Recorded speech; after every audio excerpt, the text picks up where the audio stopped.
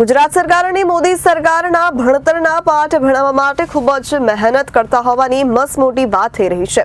ત્યારે દાંતા તાલુકામાં અંબાજી નજીકની પાંસા પ્રાથમિક શાળાની શિક્ષિકા 8 વર્ષથી અમેરિકા છે, તેમ છતાં તેમની નોકરી ચાલુ છે। આવું તો કેવું છે આ શિક્ષણ વિભાગ, અને કેમ નથી કરી શકતી આ મિસ્ટર ઇન્ડિયા શિક્ષિકા પર કાર્યવાહી, જેમનું શિક્ષિકા તરીકે નામ તો ભારતમાં ચાલુ રહ્યું છે અને રહે છે હાલ વિદેશમાં। અંબાજી નજીક આવેલી પાંસા પ્રાથમિક શાળામાં બાળકોના ભણતર સાથે કેટલી ચેડા થઈ રહ્યા છે।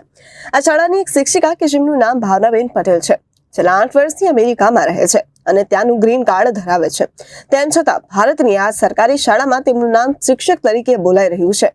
આ અંગે કેટલી રજૂઆતો વારંવાર થયા બાદ પણ અધિકારીઓ દ્વારા કોઈ જ નક્કર પગલાં લેવામાં આવતા નથી અને આ શિક્ષિકા વર્ષમાં એકવાર દિવાળી સમયે આવે છે અને દિવાળી વેકેશનનો પગાર પણ સેટિંગ કરીને લેતા હોય છે।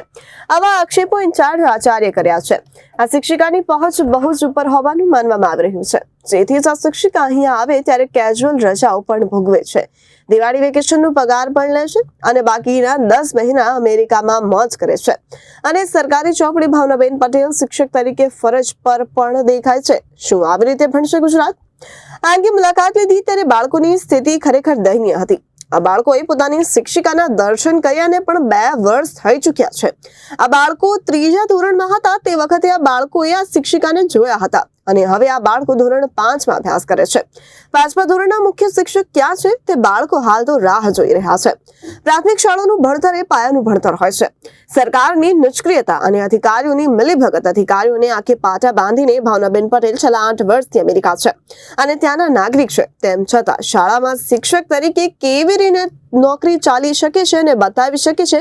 શું આ શાળામાં ક્યારેય ઇન્સ્પેક્શન થતું નથી કે પછી અધિકારીઓ સાથે પણ ભાવનાબેન પટેલની લાગવગ છે? કારણ કે આટલા સમયથી જો શિક્ષક હાજર ન રહે અને અધિકારીઓને ધ્યાનમાં ન આવે, એ ક્યાંક ને ક્યાંક શંકાના દાયરામાં આ અધિકારીઓએ ઉભા કરી રહ્યા છે। અધિકારીઓ પર મોટા સવાલો પણ થઈ રહ્યા છે। શ્રી પાંસા પ્રાથમિક શાળા, હું અત્યારે ઇન્ચાર્જ આચાર્ય તરીકે છું। આ પટ્ટાની આદિવાસી પટ્ટાની એક આ શાળા છે। મારે આવે આ સ્કૂલમાં 9 મહિના જેવો ટાઈમ થયો છે।